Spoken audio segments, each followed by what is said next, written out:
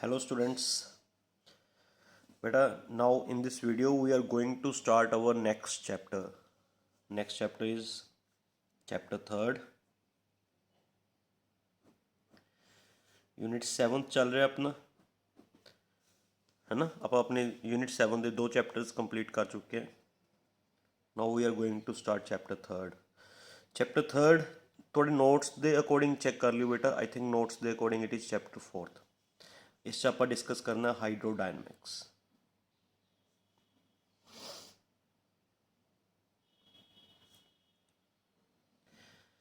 ठीक है, इस चिकता आ गया विस्कोसिटी, फ्लूइड फ्लो।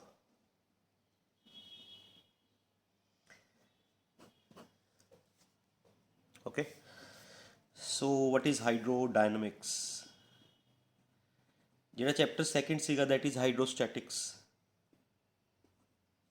है ना बेटा। चैप्टर 2nd ਤੁਸੀਂ पढ़ चुके हो। चैप्टर 2nd ਸੀਗਾ hydrostatics. Now it is hydrodynamics.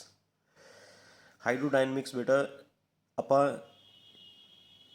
है ना, it is that branch of physics, it is that branch of physics in which we study about those fluids which are in state of motion। ਇਹ physics ਦੀ ਬੇਟਾ ਉਹ branch ਹੈ, that branch of physics जिस दे विच आपां ਇਹੋ ਜਿਹੇ fluids मतलब liquids and gases. Already ਤੁਹਾਨੂੰ ਦੱਸ ਚੁੱਕਿਆ ਨਾ ਬੇਟਾ ਮੈਂ ਫਲੂਇਡਸ ਦਾ ਮੀਨਿੰਗ ਕੀ ਹੁੰਦਾ, ਜਿਹੜੀਆਂ ਚੀਜ਼ਾਂ ਫਲੋ ਕਰ ਸਕਣ। ਲਿਕੁਇਡਸ ਵੀ ਫਲੋ ਕਰਦੇ ਨੇ, ਗੈਸਿਸ ਵੀ ਫਲੋ ਕਰਦੇ ਨੇ, ਤਾਂ ਗੈਸਿਸ ਤੇ ਲਿਕੁਇਡਸ ਦਾ ਕਾਮਨ ਨੇਮ ਫਲੂਇਡ ਹੈ। ਤਾਂ ਇਹੋ ਜਿਹੇ ਫਲੂਇਡਸ ਦੀ ਸਟੱਡੀ ਕਰਾਂਗੇ ਜਿਹੜੇ ਮੋਸ਼ਨ 'ਚ ਹੋਣ, ਹੈ ਨਾ। ਇਸ ਚੈਪਟਰ 'ਚ ਹੁਣ ਜਿਹੜਾ ਲਿਕੁਇਡ ਆਏਗਾ ਉਹ ਮੂਵ ਕਰ ਰਿਹਾ ਹੋਏਗਾ। Like for example river water या water flowing through pipes, water flowing through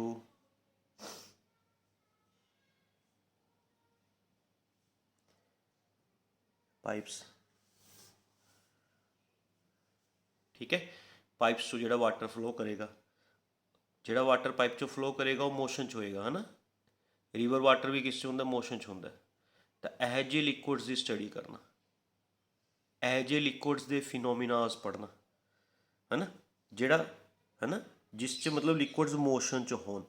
that branch of physics जिस च लिक्विड्स किस च होन, मोशन च। उन्होंने लिक्विड्स की स्टडी करना, that is known as hydrodynamics. ठीक है, इस आप बेटा सब तो पहला डिस्कस कर रहे हैं about force of viscosity. Force of viscosity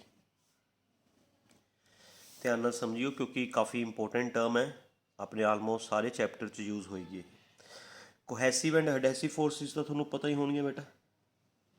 cohesive and adhesive forces की होंगे ने दसोगे एक बारी। आप ईवन के पिछले चैप्टर ही करके हटे, हाले सरफेस टेंशन वाला चैप्टर किया सी ना पिछला, उस ही कीतियां सीगियां हाले कोहेसिव एंड एडहेसिव फोर्सिस की होंगे ने। एडहेसिव फोर्सिस दसो की होंगे ने। Adhesive forces those forces which exist between different kind of molecules. Those force of attraction या that force of attraction which exist between different kind of molecules, अलग अलग मॉलिक्यूल्स जी होंगी है एडहेसिव फोर्स। कोहेसिव फोर्स होंगी है that force of attraction which exist between same kind of molecules, जी इक्को तरह के मॉलिक्यूल्स होंगी, दैट इज़ कोहेसिव फोर्स, है ना। चलो ध्यान नाल समझियो बेटा, जो भी मैं समझाने की कोशिश कराँगा। 2 मिनट मैंने डायग्राम कंप्लीट कर लें दो।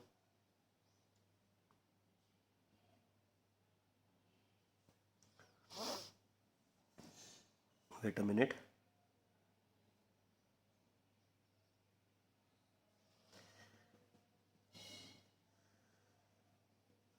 Wait a minute, yes. ये अपने कोल ग्राउंड है बेटा, उसके उपर ਆਪਾਂ ने वाटर थ्रो करता, वाटर, ठीक है, दैट इज वाटर, या कोई लिक्विड है उसनों असी ग्राउंड के उपर थ्रो करता, हुण ये लिक्विड मूव कर रहा ग्राउंड के उपर, मूव कर रहा in the form of layers, ठीक है। आपां नूं तां ऐं लग रहा होंदा भी वो लिक्विड इकट्ठा, सारा लिक्विड इकट्ठा मूव करता है ना, पर एक्चुअल चो सारा लिक्विड इकट्ठा नहीं मूव कर रहा होंदा, उहदियां लेयर्स बन चुकियां होंदियां ने, बॉटम लेयर, उस तो उपर दी लेयर, उस तो उपर, it moves in the form of layers, layers की फॉर्म चो मूव कर रहा होंदा, ठीक है। तो बेटा जिहड़ी सब तो बॉटम लेयर है, सब तो बॉटम लेयर, इहदे मॉलीक्यूल्स ते ग्राउंड दे मॉलीक्यूल्स च, इन्हां दोनों च आपस च किहड़ी फोर्स होएगी बेटा, एडहेसिव फोर्स, बिकॉज ये ग्राउंड के मॉलीक्यूल्स है बेटा, ये लिक्विड के मॉलीक्यूल्स है, दोनों डिफरेंट काइंड ऑफ मॉलीक्यूल्स हैं, दोनों के विच जिहड़ी आपस च फोर्स होएगी that is adhesive force. Adhesive force is a force of attraction, है ना। तो ग्राउंड के मॉलीक्यूल्स स्टेशनरी ने, ग्राउंड के मॉलीक्यूल्स स्टेशनरी ने, क्योंकि ग्राउंड तो रुकिया हुआ है, तो ग्राउंड के मॉलीक्यूल्स भी स्टेशनरी ने, है ना। तो ग्राउंड के मॉलीक्यूल्स इस बॉटम लेयर के मॉलीक्यूल्स नूं अट्रैक्ट करनगे, अट्रैक्ट करके इन्हां नूं रोकण की कोशिश करनगे due to this adhesive force. इस एडहेसिव फोर्स ऑफ अट्रैक्शन कारण ग्राउंड के मॉलीक्यूल्स बॉटम लेयर के मॉलीक्यूल्स नूं रोकण की कोशिश करनगे अट्रैक्ट करके। ग्राउंड के मॉलीक्यूल्स स्टेशनरी ने, वो ये चाहणगे भी बॉटम लेयर के मॉलीक्यूल्स भी रुक जान, उन्होंने मूव करन नहीं देंगे, उन्होंने फोर्स ऑफ अट्रैक्शन लगा के उन्होंने रोकणगे। इस करके जी बॉटम लेयर है इसकी स्पीड सब तो घट होंदी है बेटा, जी लेयर ग्राउंड के कॉन्टैक्ट च होंदी है, जी लेयर ग्राउंड के कॉन्टैक्ट च होंदी है, उस लेयर की स्पीड सब तो घट होंदी है। क्यों घट होंदी है, तुहानूं समझ आ गई क्यों घट होंदी है बेटा, क्योंकि वो लेयर ग्राउंड के सब तो ज़्यादा नेड़े है, सब तो ज़्यादा नेड़े होने करके उन्होंने मॉलीक्यूल्स एक दूजे के काफ़ी क्लोज हैं, क्लोज होने करके उन्होंने force of attraction, adhesive force of attraction ज़्यादा लगेगी, तो ग्राउंड के मॉलीक्यूल्स इन्हां मॉलीक्यूल्स नूं ज़्यादा अट्रैक्ट करनगे, ज़्यादा रोकणगे, क्योंकि ग्राउंड के मॉलीक्यूल्स खुद स्टेशनरी ने, वो ये चाहणगे भी जिहड़ी लेयर उन्होंने नेड़े है वो भी स्टेशनरी हो जाए, रुक जाए, है ना। तो ग्राउंड के मॉलीक्यूल्स बॉटम लेयर के मॉलीक्यूल्स ते एडहेसिव फोर्स ऑफ अट्रैक्शन लगा के इन्हां नूं रोकणगे, इस करके बॉटम लेयर की स्पीड सब तो घट होंदी है। अगर आप इस तो उपरली लेयर की स्पीड की गल करिए बेटा, आ जिहड़ी उपरली लेयर है, मैं इहनूं फर्स्ट लेयर बोल दिना, आ सैकेंड लेयर बोल दिना। सैकेंड लेयर की गल करिए, सैकेंड लेयर के मॉलीक्यूल्स ते ग्राउंड के मॉलीक्यूल्स डिस्टेंस वध गया, डिस्टेंस वध गया बेटा, इन्हां दोनों मॉलीक्यूल्स च डिस्टेंस वध गया, तो इन्हां दी आपस च फोर्स ऑफ अट्रैक्शन घट जाएगी, क्योंकि जिन्ने मॉलीक्यूल्स क्लोज होंदे ने उन्हां च फोर्स ऑफ अट्रैक्शन ज़्यादा होंदी है, ਜਿਹੜੇ ਮੋਲੀਕਿਊਲਸ ਜਿੰਨਾ ਦੂਰ ਰਹਿਣਗੇ ਉਨੀ ਫੋਰਸ ਆਫ ਅਟਰੈਕਸ਼ਨ ਘਟੇਗੀ। ਤਾਂ ਆਪਾਂ ਕਹਾਂਗੇ ਵੀ ਸੈਕਿੰਡ ਲੇਅਰ ਦੇ ਮੋਲੀਕਿਊਲਸ ਤੇ ਗਰਾਊਂਡ ਦੇ molecules the adhesive force of attraction ਘੱਟ ਲੱਗੇਗੀ, ਤਾਂ ਗਰਾਊਂਡ ਦੇ ਮੋਲੀਕਿਊਲਸ ਇਹਨਾਂ ਨੂੰ ਘੱਟ ਰੋਕਣਗੇ, ਦੈਟ ਮੀਨਸ ਇਹਨਾਂ ਦੀ ਸਪੀਡ ਜ਼ਿਆਦਾ ਹੋਏਗੀ। ਫਸਟ ਲੇਅਰ ਦੀ ਸਪੀਡ ਘੱਟ ਹੋਏਗੀ, ਸੈਕਿੰਡ ਲੇਅਰ ਦੀ ਸਪੀਡ ਜ਼ਿਆਦਾ ਹੋਏਗੀ। समझ गए, सैकेंड लेयर की स्पीड ज़्यादा क्यों है बेटा, क्योंकि वो ग्राउंड तो थोड़ा जिहा दूर है। सैकेंड लेयर ते ग्राउंड के मॉलीक्यूल्स की फोर्स ऑफ अट्रैक्शन घट लगेगी, तो ग्राउंड के मॉलीक्यूल्स सैकेंड लेयर के मॉलीक्यूल्स नूं घट रोक पाएंगे, इस करके सैकेंड लेयर थोड़ा जिहा फास्ट मूव करेगी as comparative to first layer. ठीक है, हुण नाउ थर्ड लेयर की गल की जाए, थर्ड लेयर के मॉलीक्यूल्स का बेटा डिस्टेंस होर वध गया, ग्राउंड तो डिस्टेंस होर वध गया। डिस्टेंस वधन नाल ग्राउंड के मॉलीक्यूल्स की थर्ड लेयर के मॉलीक्यूल्स ते फोर्स ऑफ अट्रैक्शन होर घट लगेगी, फोर्स ऑफ अट्रैक्शन घट लगेगी, तो ग्राउंड के मॉलीक्यूल्स इनू होर घट रोकणगे, दैट मीनस इसकी स्पीड होर फास्ट होएगी। तो बेटा फस्ट लेयर की स्पीड सब तो स्लो सी, बिकॉज वो ग्राउंड के सब तो क्लोज सी। फस्ट लेयर नालों सैकेंड लेयर की स्पीड फास्ट होएगी, सैकेंड नालों थर्ड, थर्ड नालों फोर्थ, फोर्थ नालों फिफ्थ, फिफ्थ नालों सिक्स, सिक्स नालों सैवन, सब तो टॉप मोस्ट लेयर की स्पीड सब तो ज़्यादा होएगी। ਕਲੀਅਰ। ਸਭ ਤੋਂ ਟੌਪ ਮੋਸਟ ਲੇਅਰ ਅਲੱਗ ਸਪੀਡ ਨਾਲ ਮੂਵ ਕਰੇਗੀ, ਉਸ ਤੋਂ ਨੀਚੇ ਵਾਲੀ ਲੇਅਰ ਥੋੜੀ ਜਿਹੀ ਘੱਟ ਸਪੀਡ ਨਾਲ ਮੂਵ ਕਰੇਗੀ। ਐਵੇਂ ਡਿਫਰੈਂਟ ਲੇਅਰਸ ਡਿਫਰੈਂਟ ਸਪੀਡਸ ਨਾਲ ਮੂਵ ਕਰਨਗੀਆਂ। Why? Due to this adhesive force. ਠੀਕ ਹੈ, ਦੇਖਣ 'ਚ ਤਾਂ ਆਪਾਂ ਨੂੰ ਐਵੇਂ ਲੱਗਦਾ ਹੁੰਦਾ ਵੀ ਸਾਰਾ ਲਿਕੁਇਡ ਇੱਕੋ ਹੀ ਸਪੀਡ ਨਾਲ ਮੂਵ ਕਰ ਰਿਹਾ। ਗਰਾਊਂਡ ਦੇ ਉੱਪਰ ਜਦੋਂ ਅਸੀਂ ਲਿਕੁਇਡ ਥਰੋ ਕਰਦੇ ਹਾਂ ਹੈ ਨਾ, ਜਾਂ ਰੀਵਰ ਵਾਟਰ ਦੀ ਗੱਲ ਕਰੀਏ ਜਾਂ ਪਾਈਪਸ 'ਚੋਂ ਜਿਹੜਾ ਵਾਟਰ ਜਾਂਦਾ ਉਹਦੀ ਗੱਲ ਕਰੀਏ, ਤਾਂ ਆਪਾਂ ਨੂੰ ਐਵੇਂ ਲੱਗਦਾ ਵੀ ਸਾਰਾ ਲਿਕੁਇਡ ਇੱਕੋ ਸਪੀਡ ਨਾਲ ਜਾ ਰਿਹਾ। ਬਟ ਅਗਰ ਆਪਾਂ ਉਹਨਾਂ ਨੂੰ ਡਿਟੇਲ 'ਚ ਚੈੱਕ ਕਰੀਏ, ਡਿਟੇਲ 'ਚ ਬੇਟਾ, ਤਾਂ ਸਾਰੀਆਂ ਲੇਅਰਸ ਦੀ ਸਪੀਡ ਅਲੱਗ ਹੁੰਦੀ ਹੈ। ਸਭ ਤੋਂ ਫਾਸਟ ਲੇਅਰ ਉਹ ਹੁੰਦੀ ਹੈ ਜਿਹੜੀ ਗਰਾਊਂਡ ਸਰਫੇਸ ਤੋਂ ਸਭ ਤੋਂ ਦੂਰ ਹੁੰਦੀ ਹੈ। ਸਭ ਤੋਂ ਸਲੋਐਸਟ ਲੇਅਰ ਉਹ ਹੁੰਦੀ ਹੈ ਜਿਹੜੀ ਗਰਾਊਂਡ ਸਰਫੇਸ ਦੇ ਸਭ ਤੋਂ ਨੇੜੇ ਹੁੰਦੀ ਹੈ। ਇਹ ਕਿਸ ਦੇ ਕਾਰਨ ਹੁੰਦਾ ਬੇਟਾ? It is due to adhesive force. Adhesive force of attraction ਕਾਰਨ different layers possesses different velocities. Due to adhesive force of attraction, different layers possesses different velocities. Different layers different speed ਨਾਲ ਮੂਵ ਕਰਦੀਆਂ ਨੇ ਬੇਟਾ। ਠੀਕ ਹੈ, ਅੱਛਾ ਹੁਣ ਦੇਖੋ, ਮੈਂ ਅਗਰ ਤੁਹਾਨੂੰ ਉੱਪਰਲੀਆਂ ਦੋ ਲੇਅਰਸ ਦੀ ਗੱਲ ਕਰਾਂ, ਉੱਪਰਲੀਆਂ ਦੋ ਲੇਅਰਸ ਦੀ, ਤਾਂ ਉੱਪਰਲੀ ਲੇਅਰ ਫਾਸਟ ਸਪੀਡ ਨਾਲ ਜਾਏਗੀ, ਨੀਚੇ ਵਾਲੀ ਲੇਅਰ ਦੀ ਸਪੀਡ ਸਲੋ ਹੋਏਗੀ। ਜਿਹੜੀ ਨੀਚੇ ਵਾਲੀ ਲੇਅਰ ਹੈ ਬੇਟਾ, ਆਹ ਵਾਲੀ 6th layer, 7th layer, 4th, 5th, 6th layer ਦੇ ਮੋਲੀਕਿਊਲਸ ਸਲੋ ਮੂਵ ਕਰਨਗੇ। 7th ਲੇਅਰ ਦੇ ਮੋਲੀਕਿਊਲਸ 6th ਲੇਅਰ ਦੇ ਮੋਲੀਕਿਊਲਸ ਨਾਲੋਂ ਫਾਸਟ ਮੂਵ ਕਰਨਗੇ, ਹੈ ਨਾ। ਇਹ ਵਾਲੀ ਸਲੋ ਹੋਏਗੀ, ਇਹ ਵਾਲੇ ਮੋਲੀਕਿਊਲਸ ਫਾਸਟ ਮੂਵ ਕਰਨਗੇ। ਜਿਹੜੇ ਮੋਲੀਕਿਊਲਸ ਸਲੋ ਮੂਵ ਕਰ ਰਹੇ ਨੇ, ਇਹਨਾਂ ਦੀ ਆਪਸ 'ਚ ਬੇਟਾ, ਆਪਸ 'ਚ ਇਹਨਾਂ ਦੀ ਕਿਹੜੀ ਫੋਰਸ ਹੋਏਗੀ? Cohesive force. Cohesive force of attraction. ਇੱਕੋ ਤਰ੍ਹਾਂ ਦੇ ਮੋਲੀਕਿਊਲਸ ਜਿਹੜੀ ਫੋਰਸ ਆਫ ਅਟਰੈਕਸ਼ਨ ਹੁੰਦੀ ਹੈ, that is known as cohesive force of attraction. ਤਾਂ ਇਹ ਸਾਰੇ ਲਿਕੁਇਡਸ ਸਾਰੇ ਮੋਲੀਕਿਊਲਸ ਇੱਕੋ ਤਰ੍ਹਾਂ ਦੇ ਨੇ। ਫਸਟ ਲੇਅਰ ਤੋਂ ਲੈ ਕੇ 7th ਲੇਅਰ ਤੱਕ ਸਾਰੇ ਮੋਲੀਕਿਊਲਸ ਇੱਕੋ ਤਰ੍ਹਾਂ ਦੇ ਨੇ। ਇਹਨਾਂ ਦੀ ਆਪਸ 'ਚ ਇੱਕ ਦੂਜੇ ਨਾਲ ਜਿਹੜੀ ਫੋਰਸ ਹੋਏਗੀ, that force is known as cohesive force of attraction, ਹੈ ਨਾ। ਤਾਂ ਬੇਟਾ ਕੋਹੈਸਿਵ ਫੋਰਸ ਆਫ ਅਟਰੈਕਸ਼ਨ ਕਾਰਨ ਜਿਹੜੀ ਸਲੋ ਲੇਅਰ ਹੈ, ਸਲੋ ਲੇਅਰ ਦੇ ਮੋਲੀਕਿਊਲਸ, ਹੈ ਨਾ, ਫਾਸਟ ਲੇਅਰ ਦੇ ਮੋਲੀਕਿਊਲਸ ਨੂੰ ਅਟਰੈਕਟ ਕਰਕੇ ਉਹਨਾਂ ਨੂੰ ਰੋਕਣ ਦੀ ਕੋਸ਼ਿਸ਼ ਕਰਨਗੇ, ਕਿਉਂਕਿ ਇਹ ਖੁਦ ਸਲੋ ਮੂਵ ਕਰ ਰਹੇ ਨੇ ਨਾ। ਆਹ ਵਾਲੇ 6th ਲੇਅਰ ਦੇ ਮੋਲੀਕਿਊਲਸ ਸਲੋ ਮੂਵ ਕਰ ਰਹੇ ਨੇ, ਇਹ ਫਾਸਟ ਲੇਅਰ ਦੇ ਮੋਲੀਕਿਊਲਸ 'ਤੇ ਕੋਹੈਸਿਵ ਫੋਰਸ ਆਫ ਅਟਰੈਕਸ਼ਨ ਲਗਾ ਕੇ ਇਹਨਾਂ ਨੂੰ ਰੋਕਣ ਦੀ ਕੋਸ਼ਿਸ਼ ਕਰਨਗੇ। ਮਤਲਬ ਸਲੋ ਲੇਅਰ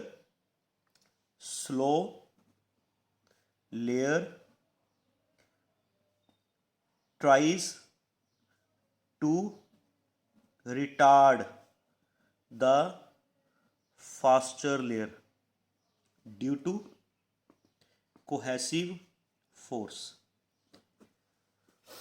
समझ आया मैं क्या लिखा है? कोहेसिव फोर्स ऑफ अट्रैक्शन कारण स्लो लेयर दे मॉलिक्यूल्स, है ना, फास्ट लेयर दे मॉलिक्यूल्स ਨੂੰ ਅਟਰੈਕਟ ਕਰਨਗੇ ਤੇ ਉਹਨਾਂ ਨੂੰ ਸਲੋ ਕਰਨ ਦੀ ਕੋਸ਼ਿਸ਼ ਕਰਨਗੇ, ਉਹਨਾਂ ਨੂੰ ਰੋਕਣ ਦੀ ਕੋਸ਼ਿਸ਼ ਕਰਨਗੇ। ਕਲੀਅਰ? ਐਂਡ ਫਾਸਟ ਲੇਅਰ ਦੇ ਮੋਲੀਕਿਊਲਸ ਬੇਟਾ, ਫਾਸਟ ਲੇਅਰ ਦੇ ਮੋਲੀਕਿਊਲਸ ਵੀ ਸਲੋ ਲੇਅਰ ਦੇ ਮੋਲੀਕਿਊਲਸ 'ਤੇ ਕੋਹੈਸਿਵ ਫੋਰਸ ਲਗਾਉਣਗੇ ਤੇ ਇਹਨਾਂ ਨੂੰ ਫਾਸਟ ਕਰਨ ਦੀ ਕੋਸ਼ਿਸ਼ ਕਰਨਗੇ। Fast layer tries to accelerate the slow layer. Clear? ਸਮਝ ਰਹੇ ਹੋ? ਸਮਝ ਰਹੇ ਹੋ ਬੇਟਾ? ਜਿਹੜੀਆਂ ਸਲੋ ਲੇਅਰਸ ਹੋਣਗੀਆਂ ਉਹ ਇਹ ਚਾਹਣਗੀਆਂ ਵੀ ਫਾਸਟ ਲੇਅਰ ਸਲੋ ਹੋ ਜਾਣ, ਜਿਹੜੀਆਂ ਫਾਸਟ ਲੇਅਰਸ ਹੈ ਉਹ ਇਹ ਚਾਹਣਗੀਆਂ ਵੀ ਸਲੋ ਲੇਅਰਸ ਫਾਸਟ ਹੋ ਜਾਣ। ਕਿਸ ਦੇ ਕਾਰਨ? Due to cohesive force. ਦੋਨੇ ਤਰ੍ਹਾਂ ਦੇ ਮੋਲੀਕਿਊਲਸ ਇੱਕ ਦੂਜੇ 'ਤੇ ਕੋਹੈਸਿਵ ਫੋਰਸ ਆਫ ਅਟਰੈਕਸ਼ਨ ਲਗਾਉਣਗੇ। ਸਲੋ ਲੇਅਰਸ ਦੇ ਮੋਲੀਕਿਊਲਸ ਚਾਹਣਗੇ ਵੀ ਫਾਸਟ ਵਾਲੇ ਸਲੋ ਹੋ ਜਾਣ, ਫਾਸਟ ਲੇਅਰ ਦੇ ਮੋਲੀਕਿਊਲਸ ਚਾਹਣਗੇ ਵੀ ਸਲੋ ਵਾਲੇ ਫਾਸਟ ਹੋ ਜਾਣ। As a result both layers disturbs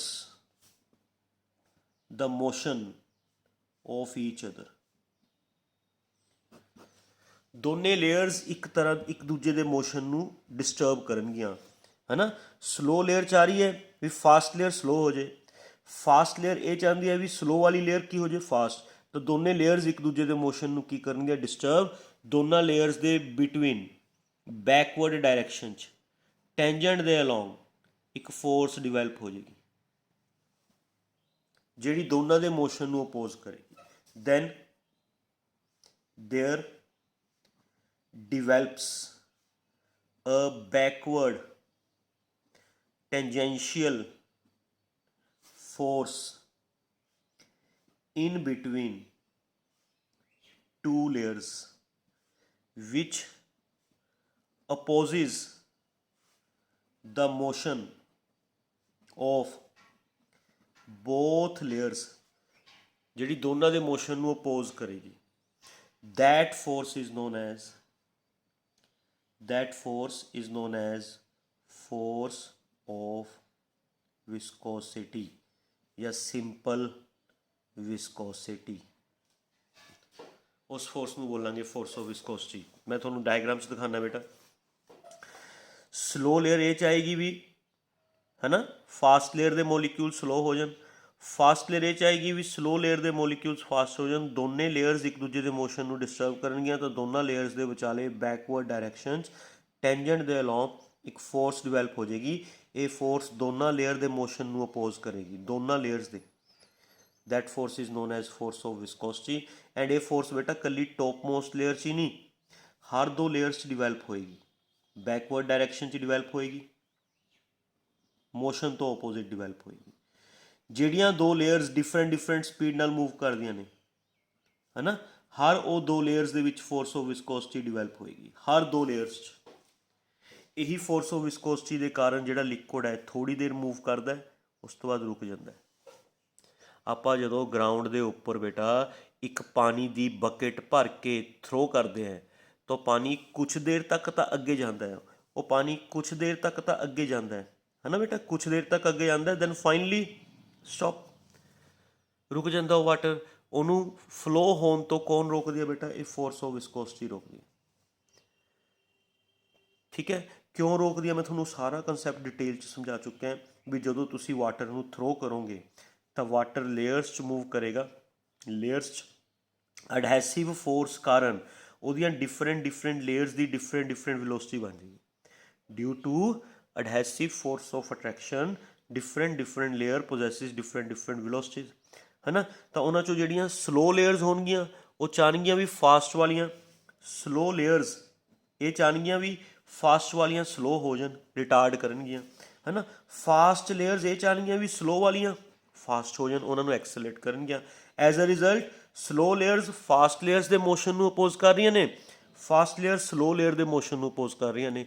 ਦੋਨਾਂ ਦੇ ਬਿਟਵੀਨ ਹੈ ਨਾ, ਦੋਨਾਂ ਦੇ ਬਿਟਵੀਨ ਬੈਕਵਰਡ ਡਾਇਰੈਕਸ਼ਨ 'ਚ ਟੈਂਜੈਂਟ ਦੇ ਅਲੋਂਗ ਇੱਕ ਫੋਰਸ ਡਿਵੈਲਪ ਹੋ ਜਾਏਗੀ। ਇਹ ਫੋਰਸ ਦੋਨਾਂ ਦੇ ਮੋਸ਼ਨ ਨੂੰ ਅਪੋਜ਼ ਕਰੇਗੀ। That force is known as force of viscosity. And ਇਹ ਫੋਰਸ ਸਿਰਫ ਇਕੱਲੀਆਂ ਟੌਪ ਲੇਅਰਸ 'ਚ ਨਹੀਂ ਡਿਵੈਲਪ ਹੋਏਗੀ, ਹਰ ਉਹ ਦੋ ਲੇਅਰਸ 'ਚ ਡਿਵੈਲਪ ਹੋਏਗੀ ਜਿਨ੍ਹਾਂ ਦੀ ਵੈਲੋਸਿਟੀ ਡਿਫਰੈਂਟ ਹੈ, ਜਿਨ੍ਹਾਂ ਦੀ ਵੈਲੋਸਿਟੀ ਇੱਕ ਦੂਜੇ ਤੋਂ ਡਿਫਰੈਂਟ ਹੈ ਬੇਟਾ, ਇੱਕ ਦੂਜੇ ਤੋਂ ਡਿਫਰੈਂਟ। ਉਹਨਾਂ ਦੋ ਲੇਅਰਸ ਦੇ ਵਿੱਚ ਫੋਰਸ ਆਫ ਵਿਸਕੋਸਿਟੀ ਡਿਵੈਲਪ ਹੋਏਗੀ। ਕਲੀਅਰ, ਸਮਝ ਗਏ? ਹੁਣ ਤੁਸੀਂ ਆਪ ਥੋੜ੍ਹਾ ਜਿਹਾ ਸੋਚ ਕੇ ਦੇਖੋ ਵੀ ਜੇ ਫੋਰਸ ਆ ਵੈਲੋਸਿਟੀਜ਼ ਡਿਫਰੈਂਟ ਨਾ ਹੁੰਦੀਆਂ, ਸੇਮ ਹੁੰਦੀਆਂ, ਜੇ ਬੇਟਾ ਵੈਲੋਸਿਟੀਜ਼ ਸੇਮ ਹੁੰਦੀਆਂ, ਦੋ ਲੇਅਰਸ ਦੀ ਵੈਲੋਸਿਟੀ ਸੇਮ ਹੁੰਦੀ, ਫਿਰ ਦੋਨਾਂ ਲੇਅਰਸ ਦੇ ਮੋਲੀਕਿਊਲਸ ਨੇ ਇੱਕ ਦੂਜੇ ਦੇ ਮੋਸ਼ਨ ਨੂੰ ਡਿਸਟਰਬ ਨਹੀਂ ਕਰਨਾ ਸੀ। ਕਿਉਂ? ਕਿਉਂਕਿ ਦੋਨਾਂ ਦੇ ਮੋਲੀਕਿਊਲਸ ਦੀ ਸਪੀਡ ਕੀ ਹੁੰਦੀ, ਸੇਮ। ਤਾਂ ਦੋਨਾਂ ਮੋਲੀਕਿਊਲਸ ਨੇ ਇੱਕ ਦੂਜੇ ਦੇ ਮੋਸ਼ਨ ਨੂੰ ਡਿਸਟਰਬ ਨਹੀਂ ਕਰਨਾ ਸੀ। ਜੇ ਮੋਸ਼ਨ ਡਿਸਟਰਬ ਨਾ ਹੁੰਦਾ ਤਾਂ ਫੋਰਸ ਆਫ ਵਿਸਕੋਸਿਟੀ ਵੀ ਨਾ ਲੱਗਦੀ। ਮਤਲਬ ਫੋਰਸ ਆਫ ਵਿਸਕੋਸਿਟੀ ਉਦੋਂ ਲੱਗੇਗੀ ਜਦੋਂ ਲੇਅਰਸ ਦੀ ਸਪੀਡ ਡਿਫਰੈਂਟ ਬਣੇਗੀ ਹੈ ਨਾ। ਜਦੋਂ ਲੇਅਰਸ ਦੀ ਸਪੀਡ ਡਿਫਰੈਂਟ ਬਣੇਗੀ ਉਦੋਂ ਉਹਨਾਂ ਦੇ ਵਿੱਚ ਫੋਰਸ ਆਫ ਵਿਸਕੋਸਿਟੀ ਲੱਗੇਗੀ, ਮੋਸ਼ਨ ਤੋਂ ਓਪੋਜ਼ਿਟ ਲੱਗੇਗੀ, ਬੈਕਵਰਡ ਡਾਇਰੈਕਸ਼ਨ 'ਚ ਲੱਗੇਗੀ, ਟੈਂਜੈਂਟ ਦੇ ਅਲੋਂਗ ਲੱਗੇਗੀ। ਜਸਟ ਲਾਈਕ ਫ੍ਰਿਕਸ਼ਨ, ਜਿਵੇਂ ਫ੍ਰਿਕਸ਼ਨ ਮੋਸ਼ਨ ਨੂੰ ਅਪੋਜ਼ ਕਰਦੀ ਹੁੰਦੀ ਹੈ ਨਾ ਬੇਟਾ, ਜਿਸ ਤਰੀਕੇ ਨਾਲ ਫ੍ਰਿਕਸ਼ਨ ਮੋਸ਼ਨ ਨੂੰ ਕੀ ਕਰਦੀ ਹੁੰਦੀ ਹੈ, ਅਪੋਜ਼, ਉਵੇਂ ਲੱਗੇਗੀ ਫੋਰਸ ਆਫ ਵਿਸਕੋਸਿਟੀ।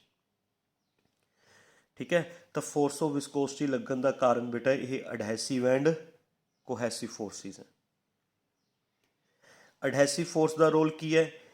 ਅਡਹੈਸਿਵ ਫੋਰਸ ਕਾਰਨ different layers are moving with different velocities ਹੈ ਨਾ। ਕੋਹੈਸਿਵ ਫੋਰਸ ਕਾਰਨ ਸਲੋ ਲੇਅਰਸ ਫਾਸਟ ਲੇਅਰਸ ਨੂੰ ਰੋਕਦੀਆਂ ਨੇ, ਉਹਨਾਂ ਨੂੰ ਹੈ ਨਾ। ਸਲੋ ਲੇਅਰਸ ਇਹ ਚਾਹੁੰਦੀਆਂ ਨੇ ਵੀ ਫਾਸਟ ਵਾਲੀਆਂ ਸਲੋ ਹੋ ਜਾਣ, ਫਾਸਟ ਲੇਅਰਸ ਇਹ ਚਾਹੁੰਦੀਆਂ ਨੇ ਵੀ ਸਲੋ ਵਾਲੀਆਂ ਫਾਸਟ ਹੋ ਜਾਣ, ਹੈ ਨਾ। ਸਾਰੀਆਂ ਲੇਅਰਸ ਇੱਕ ਦੂਜੇ ਦੇ ਮੋਸ਼ਨ ਨੂੰ ਕੀ ਕਰਦੀਆਂ ਨੇ, ਅਪੋਜ਼। ਸਾਰੀਆਂ ਲੇਅਰਸ ਦੇ ਬਿਟਵੀਨ ਬੈਕਵਰਡ ਡਾਇਰੈਕਸ਼ਨ 'ਚ ਆ ਫੋਰਸ ਡਿਵੈਲਪ ਹੋ ਜਾਂਦੀ। ਕਲੀਅਰ। ਹੁਣ ਇਹ ਫੋਰਸ ਕਿੰਨੀ ਡਿਵੈਲਪ ਹੁੰਦੀ ਹੈ ਬੇਟਾ, ਮੈਂ ਤੁਹਾਨੂੰ ਉਹ ਕਲੀਅਰ ਕਰਦਾ।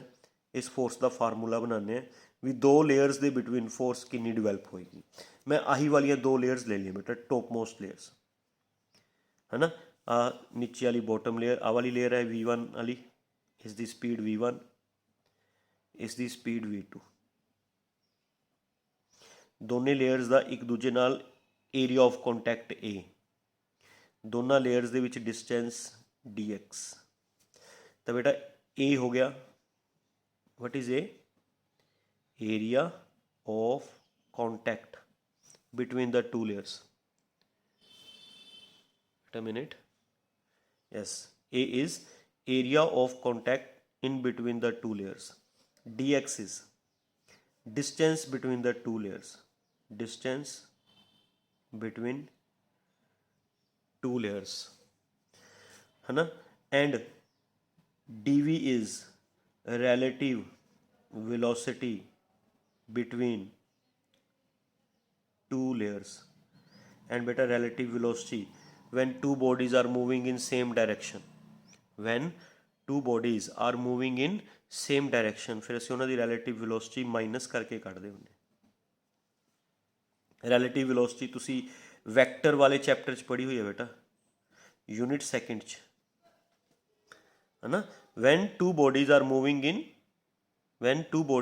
moving in same direction, ਜਦੋਂ ਦੋ ਬੋਡੀਜ਼ ਸੇਮ ਡਾਇਰੈਕਸ਼ਨ 'ਚ ਮੂਵ ਕਰਨ ਸੇਮ, ਤਾਂ ਫਿਰ ਅਸੀਂ ਰਿਲੇਟਿਵ ਵੈਲੋਸਿਟੀ ਮਾਈਨਸ ਕਰਕੇ ਕੱਢਦੇ ਹੁੰਦੇ। ਕਲੀਅਰ। ਤਾਂ ਬੇਟਾ what is a area of contact between the two layers, ਇੱਕ ਲੇਅਰ ਦਾ ਕਿੰਨਾ ਏਰੀਆ ਦੂਸਰੀ ਲੇਅਰ ਦੇ ਕੰਟੈਕਟ 'ਚ। dx is distance between the two layers and dv is relative velocity between the two layers. ਤਾਂ ਜਿਹੜੀ ਫੋਰਸ ਆਫ ਵਿਸਕੋਸਿਟੀ ਹੈ ਬੇਟਾ, ਫੋਰਸ ਆਫ ਵਿਸਕੋਸਿਟੀ ਆ ਤਿੰਨ ਫੈਕਟਰਸ 'ਤੇ ਡਿਪੈਂਡ ਕਰਦੀ ਹੈ। A ਦੇ ਡਾਇਰੈਕਟਲੀ ਪ੍ਰੋਪੋਰਸ਼ਨਲ, dv ਦੇ ਡਾਇਰੈਕਟਲੀ ਪ੍ਰੋਪੋਰਸ਼ਨਲ, dx ਦੇ ਇਨਵਰਸਲੀ ਪ੍ਰੋਪੋਰਸ਼ਨਲ। ਠੀਕ ਹੈ, ਮੈਂ ਤੁਹਾਨੂੰ ਸਮਝਾਉਣਾ ਕਿਵੇਂ। ਪਹਿਲਾ ਫਸਟ ਫੈਕਟਰ, A ਦੇ ਡਾਇਰੈਕਟਲੀ ਮਤਲਬ ਜਿੰਨਾ ਏਰੀਆ ਆਫ ਕੰਟੈਕਟ ਜ਼ਿਆਦਾ ਹੋਏਗਾ ਉਨੀ ਫੋਰਸ ਜ਼ਿਆਦਾ ਲੱਗੇਗੀ। ਯੈਸ, ਸਿੰਪਲ ਹੈ ਬੇਟਾ। ਜਿੰਨਾ ਇੱਕ layer the area of contact ਦੂਸਰੀ ਲੇਅਰ ਦੇ ਜ਼ਿਆਦਾ ਹੋਏਗਾ, ਜਿੰਨਾ ਇਹਨਾਂ ਦੋ ਲੇਅਰਸ ਦਾ ਆਪਸ 'ਚ ਏਰੀਆ ਆਫ ਕੰਟੈਕਟ ਵਧੇਗਾ, ਉਨੇ ਜ਼ਿਆਦਾ ਮੋਲੀਕਿਊਲਸ ਇੱਕ ਦੂਜੇ ਦੇ ਨੇੜੇ ਆਉਣਗੇ। ਜਿੰਨੇ ਜ਼ਿਆਦਾ ਮੋਲੀਕਿਊਲਸ ਇੱਕ ਦੂਜੇ ਦੇ ਨੇੜੇ ਆਉਣਗੇ, ਉਨੀ ਇਹਨਾਂ ਦੇ ਵਿੱਚ ਆਪਸ 'ਚ ਫੋਰਸ ਆਫ ਅਟਰੈਕਸ਼ਨ ਵਧੇਗੀ। ਜਿੰਨੀ ਫੋਰਸ ਆਫ ਅਟਰੈਕਸ਼ਨ ਵਧੇਗੀ, ਓਨਾ ਹੀ ਜ਼ਿਆਦਾ ਇਹ ਮੋਸ਼ਨ ਨੂੰ ਡਿਸਟਰਬ ਕਰਨਗੀਆਂ, ਓਨੀ ਹੀ ਫੋਰਸ ਆਫ ਵਿਸਕੋਸਿਟੀ ਜ਼ਿਆਦਾ ਲੱਗੇਗੀ। ਫੋਰਸ ਆਫ ਵਿਸਕੋਸਿਟੀ ਇਹਨਾਂ ਦੋ ਲੇਅਰਸ ਦੇ ਬਿਟਵੀਨ ਲੱਗੇਗੀ ਬੇਟਾ, ਅਲੋਂਗ ਦਾ ਟੈਂਜੈਂਟ, ਮੋਸ਼ਨ ਤੋਂ ਓਪੋਜ਼ਿਟ, ਹੈ ਨਾ। ਐਂਡ ਇਹ ਫੋਰਸ ਆਫ ਵਿਸਕੋਸਿਟੀ ਓਨੀ ਜ਼ਿਆਦਾ ਲੱਗੇਗੀ ਜਿੰਨਾ ਮੋਸ਼ਨ ਜ਼ਿਆਦਾ ਡਿਸਟਰਬ ਹੋਏਗਾ। ਮੋਸ਼ਨ ਕਿੰਨਾ ਜ਼ਿਆਦਾ ਡਿਸਟਰਬ ਹੋਏਗਾ ਬੇਟਾ, ਜਿੰਨਾ ਮੋਲੀਕਿਊਲਸ ਇੱਕ ਦੂਜੇ 'ਤੇ ਫੋਰਸ ਆਫ ਅਟਰੈਕਸ਼ਨ ਜ਼ਿਆਦਾ ਲਗਾਉਣਗੇ। ਮਤਲਬ ਇੱਕ ਲੇਅਰ ਦਾ ਦੂਸਰੀ ਲੇਅਰ ਨਾਲ ਜਿੰਨਾ ਏਰੀਆ ਆਫ ਕੰਟੈਕਟ ਜ਼ਿਆਦਾ ਹੋਏਗਾ, ਉਨੇ ਜ਼ਿਆਦਾ ਮੋਲੀਕਿਊਲਸ ਇੱਕ ਦੂਜੇ ਦੇ ਨੇੜੇ ਆਉਣਗੇ। ਜਿੰਨੇ ਜ਼ਿਆਦਾ ਮੋਲੀਕਿਊਲਸ ਇੱਕ ਦੂਜੇ ਦੇ ਨੇੜੇ ਆਉਣਗੇ, ਉਨੀ ਉਹਨਾਂ 'ਚ ਫੋਰਸ ਆਫ ਅਟਰੈਕਸ਼ਨ ਜ਼ਿਆਦਾ ਹੋਏਗੀ। ਜਿੰਨੀ ਫੋਰਸ ਆਫ ਅਟਰੈਕਸ਼ਨ ਜ਼ਿਆਦਾ ਹੋਏਗੀ, ਉਨੀ ਫੋਰਸ ਆਫ ਵਿਸਕੋਸਿਟੀ ਜ਼ਿਆਦਾ ਹੋਏਗੀ। ਫੋਰਸ ਆਫ ਵਿਸਕੋਸਿਟੀ ਇਹ ਫੋਰਸ ਆਫ ਅਟਰੈਕਸ਼ਨ ਕਾਰਨ ਹੀ ਤਾਂ ਬਣਦੀ ਹੈ। ਇਹ cohesive and adhesive both are the force of attraction. ਜਿੰਨੀ ਫੋਰਸ ਆਫ ਅਟਰੈਕਸ਼ਨ ਜ਼ਿਆਦਾ ਹੋਏਗੀ, ਉਨੀ ਫੋਰਸ ਆਫ ਵਿਸਕੋਸਿਟੀ ਜ਼ਿਆਦਾ ਹੋਏਗੀ। That's why F and A ਦਾ relation direct, F and DV ਦਾ ਰਿਲੇਸ਼ਨ ਵੀ ਡਾਇਰੈਕਟ ਹੁੰਦਾ ਬੇਟਾ। ਮੈਂ ਤੁਹਾਨੂੰ ਸਮਝਾ ਕੇ ਹਟਿਆ ਸੀ ਹੁਣੀ ਵੀ ਜੇ ਦੋਨਾਂ ਲੇਅਰਸ ਦੀ ਸਪੀਡ ਸੇਮ ਹੋਵੇ ਬੇਟਾ, ਅਗਰ ਦੋਨਾਂ ਲੇਅਰਸ ਦੀ ਸਪੀਡ ਸੇਮ ਹੈ ਤਾਂ ਦੋਨਾਂ ਦੀ ਰਿਲੇਟਿਵ ਵੈਲੋਸਿਟੀ ਜ਼ੀਰੋ ਬਣੇਗੀ। ਰਿਲੇਟਿਵ ਵੈਲੋਸਿਟੀ ਜ਼ੀਰੋ ਬਣੇਗੀ, ਫੋਰਸ ਆਫ ਵਿਸਕੋਸਿਟੀ ਵੀ ਜ਼ੀਰੋ ਬਣੇਗੀ। ਵਾਈ, ਮੈਂ ਸਮਝਾਇਆ ਸੀ ਨਾ ਕਿਉਂ ਫੋਰਸ ਆਫ ਵਿਸਕੋਸਿਟੀ ਜ਼ੀਰੋ ਬਣੇਗੀ, ਕਿਉਂਕਿ ਜੇ ਦੋਨਾਂ ਦੀ ਵੈਲੋਸਿਟੀ ਸੇਮ ਹੈ ਤਾਂ ਦੋਨਾਂ ਮੋਲੀਕਿਊਲ ਸੇਮ ਸਪੀਡ ਨਾਲ ਮੂਵ ਕਰਨਗੇ। ਸੇਮ ਸਪੀਡ ਨਾਲ ਮੂਵ ਕਰਨਗੇ ਤਾਂ ਇੱਕ ਦੂਜੇ ਦੇ ਮੋਸ਼ਨ ਨੂੰ ਡਿਸਟਰਬ ਨਹੀਂ ਕਰਨਗੇ। ਜੇ ਮੋਸ਼ਨ ਡਿਸਟਰਬ ਨਹੀਂ ਹੋਏਗਾ ਤਾਂ ਫੋਰਸ ਆਫ ਵਿਸਕੋਸਿਟੀ ਵੀ ਨਹੀਂ ਲੱਗੇਗੀ। ਦੈਟ ਮੀਨਸ ਜਦੋਂ ਰਿਲੇਟਿਵ ਵੈਲੋਸਿਟੀ ਜ਼ੀਰੋ, ਉਦੋਂ ਫੋਰਸ ਆਫ ਵਿਸਕੋਸਿਟੀ ਵੀ ਜ਼ੀਰੋ। ਜਿੰਨਾ ਰਿਲੇਟਿਵ ਵੈਲੋਸਿਟੀ ਇਨਕਰੀਜ਼ ਹੋਏਗੀ, ਓਨਾ ਫੋਰਸ ਆਫ ਵਿਸਕੋਸਿਟੀ ਵੀ ਇਨਕਰੀਜ਼ ਹੋਏਗੀ। ਤਾਂ ਡਾਇਰੈਕਟ ਰਿਲੇਸ਼ਨ ਬੇਟਾ F ਐਂਡ DV ਦਾ। ਠੀਕ ਹੈ। F ਤੇ DX ਦਾ relation inverse, what is dx, ये भी समझाना बेटा मैं थोनों। What is dx? It is the distance between the two layers. जिन्ना ये डिस्टेंस तुसी ਵਧਾਓਗੇ, जिन्ना ये डिस्टेंस ਵਧਾਓਗੇ, ਉਹਨਾਂ ਜਿਹੜੀਆਂ ਇਹ ਲੇਅਰਸ ਹੈ ਇਹ ਇੱਕ ਦੂਜੇ ਤੋਂ ਦੂਰ ਜਾਣਗੀਆਂ। ਜਿੰਨਾ ਲੇਅਰਸ ਇੱਕ ਦੂਜੇ ਤੋਂ ਦੂਰ ਰਹਿਣਗੀਆਂ ਉਹਨਾਂ ਇਹਨਾਂ ਦੇ ਵਿੱਚ ਫੋਰਸ ਆਫ ਅਟਰੈਕਸ਼ਨ ਘਟੇਗੀ। ਅਗਰ ਲੇਅਰਸ ਦੂਰ ਜਾਣਗੀਆਂ ਤਾਂ ਇਹਨਾਂ ਦੇ ਮੋਲੀਕਿਊਲਸ ਵੀ ਤਾਂ ਦੂਰ ਦੂਰ ਹੋ ਜਾਣਗੇ। ਮੋਲੀਕਿਊਲਸ ਦੂਰ ਦੂਰ ਹੋ ਜਾਣਗੇ ਤਾਂ ਬੇਟਾ ਇਹਨਾਂ ਦੀ ਆਪਸ 'ਚ ਫੋਰਸ ਆਫ ਅਟਰੈਕਸ਼ਨ ਘਟ ਜਾਏਗੀ। ਫੋਰਸ ਆਫ ਅਟਰੈਕਸ਼ਨ ਕਾਰਨ ਹੀ ਕੀ ਬਣਦੀ ਹੈ? Force of viscosity. ਤਾਂ ਜਦੋਂ ਫੋਰਸ ਆਫ ਅਟਰੈਕਸ਼ਨ ਘਟ ਗਈ ਕਿਉਂਕਿ ਮੋਲੀਕਿਊਲਸ ਦੂਰ ਦੂਰ ਚਲੇ ਗਏ ਤਾਂ ਫੋਰਸ ਆਫ ਵਿਸਕੋਸਿਟੀ ਵੀ ਘਟ ਜਾਏਗੀ। ਦੈਟ ਮੀਨਸ ਜਦੋਂ ਡਿਸਟੈਂਸ ਵਧਾਓਗੇ, ਡਿਸਟੈਂਸ ਵਧਣ ਨਾਲ ਇਹਨਾਂ ਲੇਅਰਸ ਦੇ ਮੋਲੀਕਿਊਲਸ ਦੀ ਆਪਸ 'ਚ ਫੋਰਸ ਆਫ ਅਟਰੈਕਸ਼ਨ ਘਟ ਜਾਏਗੀ ਐਂਡ ਫੋਰਸ ਆਫ ਵਿਸਕੋਸਿਟੀ ਘਟ। ਤਾਂ ਬੇਟਾ ਫੋਰਸ ਆਫ ਵਿਸਕੋਸਿਟੀ ਤਿੰਨ ਫੈਕਟਰਸ 'ਤੇ ਡਿਪੈਂਡ ਕਰਦੀ ਹੈ। ਅਗਰ ਆਪਾਂ ਇਹ ਤਿੰਨੇ ਫੈਕਟਰਸ ਕੰਬਾਈਨ ਕਰ ਦਈਏ ਆਪਾਂ ਲਿਖਾਂਗੇ F is directly proportional to A D V by D X. Proportionality ਦਾ ਸਿੰਬਲ ਹਟਾ ਕੇ ਇਜ਼ ਇਕੁਅਲ ਟੂ ਲਗਾਵਾਂਗੇ ਤਾਂ ਕੌਨਸਟੈਂਟ ਈਟਾ ਲੱਗੇਗਾ ਬੇਟਾ ਇੱਥੇ। ਤਾਂ this is the formula for force of viscosity. F is force of viscosity and eta is known as coefficient of viscosity। ਇੱਕ ਲਿਕੁਇਡ ਦਾ ਈਟਾ ਕਾਂਸਟੈਂਟ ਹੋਏਗਾ। F is known as force of viscosity, eta is known as coefficient of viscosity। ਬੇਟਾ ਇੱਕ liquid ਦਾ ਈਟਾ constant ਹੁੰਦਾ ਹੈ, different ਲਿਕੁਇਡਸ ਦਾ ਈਟਾ different ਹੁੰਦਾ।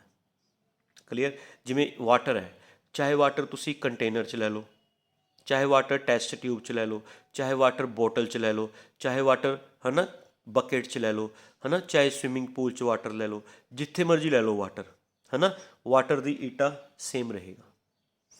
ਮਤਲਬ ਉਹੀ water ਜਿਹੜਾ ਬਕੇਟ 'ਚ ਹੈ ਤੁਸੀਂ ਬੋਟਲ 'ਚ ਪਾ ਲਓਗੇ ਈਟਾ ਸੇਮ ਰਹੇਗਾ। ਕੰਟੇਨਰ ਚੇਂਜ ਕਰਨ ਨਾਲ ਈਟਾ ਚੇਂਜ ਨਹੀਂ ਹੁੰਦਾ। ਜਦ ਤੱਕ ਲਿਕੁਇਡ ਸੇਮ ਹੈ ਉਦੋਂ ਤੱਕ ਈਟਾ ਸੇਮ ਰਹੇਗਾ। ਠੀਕ ਹੈ? ਡਿਫਰੈਂਟ ਲਿਕੁਇਡਸ ਦਾ ਈਟਾ ਡਿਫਰੈਂਟ ਹੋਏਗਾ। ਅੱਛਾ, ਐਫ ਤੇ ਈਟਾ ਦਾ ਰਿਲੇਸ਼ਨ ਕੀ ਹੈ ਬੇਟਾ? ਐਫ ਐਂਡ ਈਟਾ ਦਾ ਰਿਲੇਸ਼ਨ ਡਾਇਰੈਕਟਲੀ ਪ੍ਰਪੋਰਸ਼ਨਲ ਹੈ। ਮਤਲਬ ਜਿਸ ਲਿਕੁਇਡ ਦਾ ਈਟਾ ਸਮੋਲ ਹੋਏਗਾ, ਜਿਸ ਲਿਕੁਇਡ ਦਾ ਈਟਾ ਸਮੋਲ ਹੋਏਗਾ ਹੈ ਨਾ, ਉਸ ਲਿਕੁਇਡ 'ਚ force of viscosity we small ਲੱਗੇਗੀ। ਫੋਰਸ ਆਫ ਵਿਸਕੋਸਿਟੀ ਸਮੋਲ ਲੱਗੇਗੀ ਦੈਟ ਮੀਨਸ ਉਹ ਲਿਕੁਇਡ ਜ਼ਿਆਦਾ ਮੂਵ ਕਰੇਗਾ। ਕਿਉਂਕਿ ਫੋਰਸ ਆਫ ਵਿਸਕੋਸਿਟੀ ਦਾ ਕੰਮ ਜਸਟ ਲਾਈਕ ਫ੍ਰਿਕਸ਼ਨ, ਜਿਵੇਂ ਫ੍ਰਿਕਸ਼ਨ ਮੋਸ਼ਨ ਨੂੰ ਅਪੋਜ਼ ਕਰਦੀ ਹੁੰਦੀ ਹੈ, force of viscosity we motion ਨੂੰ ਅਪੋਜ਼ ਕਰਦੀ ਹੈ ਬੇਟਾ। ਜਿਵੇਂ ਫ੍ਰਿਕਸ਼ਨ ਮੋਸ਼ਨ ਨੂੰ ਅਪੋਜ਼ ਕਰਦੀ ਹੁੰਦੀ ਹੈ, force of viscosity we motion ਨੂੰ ਅਪੋਜ਼ ਕਰਦੀ ਹੈ। ਜਿੱਧਰ ਨੂੰ ਲਿਕੁਇਡ ਮੂਵ ਕਰੇਗਾ ਫੋਰਸ ਆਫ ਵਿਸਕੋਸਿਟੀ ਉਸ ਤੋਂ ਓਪੋਜ਼ਿਟ ਲੱਗੇਗੀ ਐਂਡ ਫੋਰਸ ਆਫ ਵਿਸਕੋਸਿਟੀ ਲਿਕੁਇਡ ਨੂੰ ਮੂਵ ਕਰਨ ਤੋਂ ਰੋਕੇਗੀ। ਜਿੰਨੀ ਫੋਰਸ ਆਫ ਵਿਸਕੋਸਿਟੀ ਜ਼ਿਆਦਾ ਲੱਗੇਗੀ ਉਨਾ ਲਿਕੁਇਡ ਜ਼ਿਆਦਾ ਰੁਕੇਗਾ, ਮਤਲਬ ਘੱਟ ਮੂਵ ਕਰੇਗਾ। ਜਿੰਨੀ ਫੋਰਸ ਆਫ ਵਿਸਕੋਸਿਟੀ ਘੱਟ ਲੱਗੇਗੀ ਉਨਾ ਲਿਕੁਇਡ ਜ਼ਿਆਦਾ ਮੂਵ ਕਰੇਗਾ। ਤਾਂ ਬੇਟਾ ਐਫ ਤੇ ਈਟਾ ਦਾ ਰਿਲੇਸ਼ਨ ਕੀ ਹੈ? ਡਾਇਰੈਕਟ ਹੈ। ਜਿੰਨਾ ਈਟਾ ਸਮੋਲ, ਜਿਸ ਲਿਕੁਇਡ ਦਾ ਈਟਾ ਸਮੋਲ ਉਸ ਲਿਕੁਇਡ 'ਚ ਫੋਰਸ ਆਫ ਵਿਸਕੋਸਿਟੀ ਸਮੋਲ ਲੱਗੇਗੀ ਐਂਡ ਉਹ ਲਿਕੁਇਡ ਜ਼ਿਆਦਾ ਮੂਵ ਕਰੇਗਾ। ਜਿਸ ਲਿਕੁਇਡ ਦਾ ਈਟਾ ਲਾਰਜ ਉਸ 'ਚ force of viscosity we large ਲੱਗੇਗੀ। ਫੋਰਸ ਆਫ ਵਿਸਕੋਸਿਟੀ ਲਾਰਜ ਲੱਗੇਗੀ ਦੈਟ ਮੀਨਸ ਉਹ ਲਿਕੁਇਡ ਛੇਤੀ ਰੁਕ ਜਾਏਗਾ। ਠੀਕ ਹੈ? ਸਾਰੇ ਲਿਕੁਇਡਸ ਇੱਕੋ ਜਿਹਾ ਨਹੀਂ ਫਲੋ ਕਰਦੇ ਹੁੰਦੇ। ਕੁਛ ਲਿਕੁਇਡਸ ਜ਼ਿਆਦਾ ਫਲੋ ਕਰਦੇ ਨੇ, ਕੁਛ ਲਿਕੁਇਡਸ ਘੱਟ ਫਲੋ ਕਰਦੇ ਨੇ। ਕਿਹੜੇ ਲਿਕੁਇਡ ਜ਼ਿਆਦਾ ਫਲੋ ਕਰਨਗੇ? ਜਿਨ੍ਹਾਂ 'ਚ ਫੋਰਸ ਆਫ ਵਿਸਕੋਸਿਟੀ ਘੱਟ ਲੱਗੇਗੀ, ਜਿਨ੍ਹਾਂ ਦਾ ਈਟਾ ਸਮੋਲ ਹੋਏਗਾ। ਜਿਨ੍ਹਾਂ ਦੇ ਈਟਾ ਦੀ ਵੈਲਿਊ ਸਮੋਲ ਹੋਏਗੀ ਨਾ ਬੇਟਾ, ਉਹਨਾਂ ਦੀ ਫੋਰਸ ਆਫ ਵਿਸਕੋਸਿਟੀ ਸਮੋਲ ਲੱਗੇਗੀ, ਉਹ ਲਿਕੁਇਡ ਜ਼ਿਆਦਾ ਫਲੋ ਕਰਨਗੇ, ਜ਼ਿਆਦਾ ਮੂਵ ਕਰਨਗੇ। ਜਿਨ੍ਹਾਂ ਦਾ ਈਟਾ ਲਾਰਜ ਹੋਏਗਾ, ਲਾਰਜ ਹੈ ਨਾ, ਉਹਨਾਂ ਲਿਕੁਇਡਸ ਦੀ force of viscosity we large ਲੱਗੇਗੀ, ਉਹ ਲਿਕੁਇਡਸ ਛੇਤੀ ਰੁਕ ਜਾਣਗੇ। ਠੀਕ ਹੈ? ਤਾਂ ਇੱਕ ਲਿਕੁਇਡ ਵਾਸਤੇ ਈਟਾ ਕਾਂਸਟੈਂਟ ਹੁੰਦਾ ਹੈ, ਬਟ ਡਿਫਰੈਂਟ ਲਿਕੁਇਡਸ ਵਾਸਤੇ ਈਟਾ ਡਿਫਰੈਂਟ ਹੁੰਦਾ। ਸੋ ਇਹ ਫੋਰਸ ਆਫ ਵਿਸਕੋਸਿਟੀ ਦਾ ਫਾਰਮੂਲਾ ਹੈ, ਭੁੱਲਣਾ ਨਹੀਂ ਹੈਗਾ, ਹੈ ਨਾ। ਆਪਾਂ ਥੋੜ੍ਹਾ ਜਿਹਾ ਹੋਰ ਡਿਟੇਲ 'ਚ ਡਿਸਕਸ ਕਰਦੇ ਹਾਂ ਇਸ ਨੂੰ। ਇੰਨਾ ਜਿਹੜਾ ਕਰਵਾਤਾ ਬੇਟਾ ਸਮਝ ਆ ਗਿਆ? ਠੀਕ ਹੈ, ਅੱਗੇ ਦੇਖੋ। ਆਪਾਂ ਫੋਰਸ ਆਫ ਵਿਸਕੋਸਿਟੀ ਦਾ ਫਾਰਮੂਲਾ ਜੋ ਡਰਾਈਵ ਕਰ ਚੁੱਕੇ, that is equal to eta A D V by D X. This is the formula of force of viscosity in between the layers of liquid। Liquid ਦੀਆਂ layers 'ਚ ਜੋ force of ਵਿਸਕੋਸਿਟੀ ਲੱਗਦੀ ਹੈ ਉਹਦਾ formula ਇਹ ਹੈ ਨਾ। ਇਸ ਦੀਆਂ ਸਾਰੀਆਂ ਟਰਮਸ ਕਲੀਅਰ ਨੇ ਬੇਟਾ? F is force of viscosity, eta is coefficient of viscosity, A is area of contact in between the two layers, है ना, एक लेयर दूसरी लेयर ਦੇ ਕਿੰਨੇ ਕੰਟੈਕਟ 'ਚ। dv relative velocity between the two layers, dx distance between the two layers। ਬੇਟਾ ਜੇ ਤਾਂ ਤੁਸੀਂ ਇਹਨਾਂ ਨੂੰ ਅਲੱਗ-ਅਲੱਗ ਬੋਲਣਾ ਹੈ ਤਾਂ dv is known as relative velocity, as you know dv is known as relative velocity and dx is known as distance between the two layers। ਪਰ ਅਗਰ ਤੁਸੀਂ ਇਕੱਠਾ ਬੋਲਣਾ ਹੈ ਤਾਂ dv by dx ਦਾ ਇਕੱਠਾ ਨਾਮ velocity gradient ਕਿਹਾ ਜਾਂਦਾ ਬੇਟਾ। मतलब कला dv ਜਿਹੜਾ ਇਕੱਲਾ dv ਹੈ, it is known as relative velocity between the two layers। ਇਕੱਲਾ dx ਹੈ, it is known as distance between the two layers। But ਤੁਸੀਂ dv by dx ਨੂੰ ਇਕੱਠਾ ਬੋਲਣਾ ਤਾਂ ਇਹਨੂੰ ਇਕੱਠਾ ਕੀ ਬੋਲ ਸਕਦੇ ਹੋ, velocity gradient। dv by dx velocity gradient। ਇਹਦੇ ਯੂਨਿਟਸ, velocity ਦੇ ਯੂਨਿਟਸ ਹੁੰਦੇ ਨੇ ਮੀਟਰ ਪਰ ਸੈਕਿੰਡ, ਡਿਸਟੈਂਸ ਦੇ ਮੀਟਰ, ਤਾਂ ਇਹਦੇ ਯੂਨਿਟਸ ਬਣ ਜਾਣਗੇ metre per second per metre. ਇਹਨੂੰ ਕੱਟਿਓ ਨਾ, ਕਈ ਜਾਣੇ ਮੀਟਰ ਨੂੰ ਮੀਟਰ ਨਾਲ ਕੱਟ ਦਿੰਦੇ ਨੇ, ਪਰ ਸੈਕਿੰਡ ਰੱਖ ਲੈਂਦੇ ਨੇ ਯੂਨਿਟਸ। ਉਹਦੇ ਯੂਨਿਟਸ ਤੋਂ ਫਿਰ ਕਲੀਅਰ ਨਹੀਂ ਹੁੰਦਾ ਵੀ ਇਟ ਇਜ਼ ਵੈਲੋਸਿਟੀ ਗ੍ਰੇਡੀਅੰਟ। ਇੱਥੋਂ ਕਲੀਅਰ ਹੁੰਦਾ ਵੀ ਮੀਟਰ ਪਰ ਸੈਕਿੰਡ ਕਿਹਦੇ ਯੂਨਿਟਸ ਨੇ, ਵੈਲੋਸਿਟੀ ਦੇ, ਮੀਟਰਸ ਡਿਸਟੈਂਸ ਦੇ ਨੇ, ਹੈ ਨਾ, ਅਤੇ ਡਿਸਟੈਂਸ ਓਵਰਸ 'ਚ ਹੈ। ਕਲੀਅਰ ਬੇਟਾ? ਤਾਂ ਇਹ ਯੂਨਿਟਸ ਤੋਂ ਕਲੀਅਰ ਹੁੰਦਾ ਵੀ metre per second per metre are the units of velocity gradient. Clear ਬੇਟਾ? ਸਮਝ ਗਏ? ਕੋਈ ਕਨਫਿਊਜ਼ਨ? ਅੱਛਾ ਓਕੇ। ਈਟਾ ਦੇ SI ਯੂਨਿਟਸ, SI ਯੂਨਿਟਸ ਈਟਾ ਦੇ ਡੈਕਾਪੋਆਇਜ਼ ਹੁੰਦੇ ਨੇ ਬੇਟਾ। CGS ਯੂਨਿਟਸ ਪੋਆਇਜ਼ ਹੁੰਦੇ ਨੇ। 1 ਡੈਕਾਪੋਆਇਜ਼ ਇਜ਼ ਇਕੁਅਲ ਟੂ 10 ਪੋਆਇਜ਼ ਦੇ ਇਕੁਅਲ ਹੁੰਦਾ ਹੈ। ਨੂਮੈਰੀਕਲ 'ਚ ਯਾਦ ਰੱਖਿਓ, ਠੀਕ ਹੈ ਓਕੇ। ਈਟਾ ਦਾ dimensional formula, dimensional formula of eta, ਇਹਦਾ ਡਿਮੈਂਸ਼ਨਲ ਫਾਰਮੂਲਾ ਬਣਾ ਲੈਂਦੇ ਬੇਟਾ, ਠੀਕ ਹੈ। ਫੋਰਸ ਦਾ ਡਿਮੈਂਸ਼ਨ ਆਫ ਫੋਰਸ ਦਾ formula eta A dv by dx, ਇੱਥੋਂ f dx upon a dv, ਆ dx ਉੱਪਰ ਚਲਾ ਗਿਆ, ਆ a ਤੇ dv ਨੀਚੇ ਆ ਗਏ ਓਕੇ। ਤਾਂ ਇੱਥੋਂ ਬਣਾਉਂਦੇ ਬੇਟਾ ਈਟਾ ਦਾ ਡਿਮੈਂਸ਼ਨਲ ਫਾਰਮੂਲਾ। ਫੋਰਸ ਦਾ ਡਿਮੈਂਸ਼ਨਲ ਫਾਰਮੂਲਾ ਹੁੰਦਾ mlt-2, ਡਿਸਟੈਂਸ ਦਾ ਡਿਮੈਂਸ਼ਨਲ ਫਾਰਮੂਲਾ l, ਏਰੀਏ ਦਾ L2, ਵੈਲੋਸਿਟੀ ਦਾ LT-1। ਕੀਤੇ ਹੋਏ ਨੇ ਨਾ ਬੇਟਾ ਸਾਰੇ ਡਿਮੈਂਸ਼ਨਲ ਫਾਰਮੂਲੇ, ਹੈ ਨਾ। ਤਾਂ ਹੁਣ ਬੇਟਾ ਕੰਬਾਈਨ ਕਰ ਲਓ, m ਤਾਂ ਇਕੱਲਾ ਹੀ ਹੈ, m ਦੀ ਪਾਵਰ 1, l ਨਾਲ l L2 ਹੋ ਗਿਆ, L2 ਨਾਲ L2 ਕੱਟਿਆ ਜਾਏਗਾ, ਇੱਕ l ਬਚ ਗਿਆ, l ਦੀ ਪਾਵਰ 1 ਹੈ, ਇਹ ਉੱਪਰ ਜਾ ਕੇ ਕਿੰਨਾ ਹੋ ਜਾਏਗਾ -1, t ਦੀ ਪਾਵਰ -2 ਹੈਗਾ, -1 ਉੱਪਰ ਜਾ ਕੇ ਕਿੰਨਾ ਬਣ ਜਾਏਗਾ +1। ਤਾਂ ਬੇਟਾ ਈਟਾ ਦਾ ਡਿਮੈਂਸ਼ਨਲ ਫਾਰਮੂਲਾ ਬਣ ਗਿਆ m l-1 t-1। This is the dimensional formula of eta, ਠੀਕ ਹੈ। ਈਟਾ ਦੀ ਡੈਫੀਨੇਸ਼ਨ, ਡੈਫੀਨੇਸ਼ਨ ਆਫ ਈਟਾ ਹੁਣ ਬਿਕੋਜ਼ ਆਪਾਂ ਨੂੰ ਪਤਾ ਹੈ ਫੋਰਸ ਦਾ formula eta A dv by dx।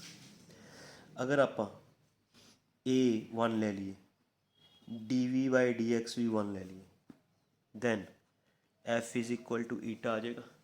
ਇੱਥੇ ਪੁੱਟ ਕਰਕੇ ਦੇਖੋ, a ਨੂੰ ਵੀ 1 ਪੁੱਟ ਕਰ ਦਿਓ, dv by dx ਨੂੰ ਵੀ 1 ਪੁੱਟ ਕਰ ਦਿਓ, a we 1 dv by dx ਵੀ 1, ਤਾਂ f is equal to eta ਆ ਗਿਆ। ਇੱਥੋਂ ਡੈਫੀਨੇਸ਼ਨ ਬਣਾਓ ਈਟਾ ਦੀ, ਬਣ ਜਾਏਗੀ what is eta, coefficient of viscosity of a liquid, f is force of viscosity, A is area of contact between the two layers, area of contact between two layers, dv by dx is known as velocity gradient। area of contact 1 ਨੂੰ ਅਸੀਂ ਕਹਿੰਦੇ ਹੁੰਦੇ unit, area of contact ਵੀ ਅਗਰ unit ਹੋਵੇ, velocity gradient ਵੀ unit ਹੋਵੇ, area of contact ਵੀ ਯੂਨਿਟ, velocity gradient ਵੀ unit, then force of viscosity is known as coefficient of viscosity। ਤਾਂ ਉਹਨੂੰ ਡੈਫੀਨੇਸ਼ਨ ਬਣਾਓ ਬੇਟਾ, coefficient of viscosity, coefficient of viscosity may be defined as force of viscosity between layers of unit area of contact and unit velocity gradient। ये बन गई बेटा definition, ठीक है। की डेफिनेशन बनी, आ देखो, coefficient of viscosity may be defined as force of viscosity between the layers of unit area of contact and unit velocity gradient. जिन्हां layers the unit area of contact ਹੋਏਗਾ and unit velocity gradient ਹੋਏਗਾ ਉਹਨਾਂ layer the force of viscosity coefficient of viscosity ਦੇ equal ਹੋਏਗਾ. So this is the definition of eta. ਤਾਂ ਈਟਾ ਦੇ ਬੇਟਾ ਆਪਾਂ ਈਟਾ ਦੇ ਯੂਨਿਟਸ ਵੀ ਡਿਸਕਸ ਕਰ ਚੁੱਕੇ ਹਾਂ, SI ਯੂਨਿਟ CGS ਯੂਨਿਟਸ ਉਹਨਾਂ ਦੀ ਕਨਵਰਸ਼ਨ ਡਿਸਕਸ ਕਰ ਚੁੱਕੇ ਹਾਂ, ਡਿਮੈਂਸ਼ਨਲ ਫਾਰਮੂਲਾ ਡਿਸਕਸ ਕਰ ਚੁੱਕੇ ਹਾਂ ਐਂਡ ਈਟਾ ਦੀ ਡੈਫੀਨੇਸ਼ਨ ਡਿਸਕਸ ਕਰ ਚੁੱਕੇ ਹਾਂ. ਠੀਕ ਹੈ, this is complete about force of viscosity in between the layers of liquid. ਜਦੋਂ ਵੀ ਲਿਕੁਇਡ ਦੀਆਂ ਲੇਅਰਸ 'ਚ force of viscosity find out ਕਰਨੀ ਹੈ, force of viscosity in between the layers of liquid, use this formula. F is equal to eta A dV by dx. Clear? ਸਮਝ ਆ ਗਈ? Okay, ਇਹ ਤਾਂ ਸੀਗਾ ਲਿਕੁਇਡ ਦੀਆਂ ਲੇਅਰਸ ਦੇ ਵਿੱਚ ਫਾਈਂਡ ਕੀਤੀ ਆਪਾਂ ਨੇ viscosity in between the layers of liquid. ਠੀਕ ਹੈ, ਇਸ ਤੋਂ ਅੱਗੇ ਆਪਾਂ ਡਿਸਕਸ ਕਰਦੇ ਹਾਂ ਸਟੋਕਸ ਲਾਅ.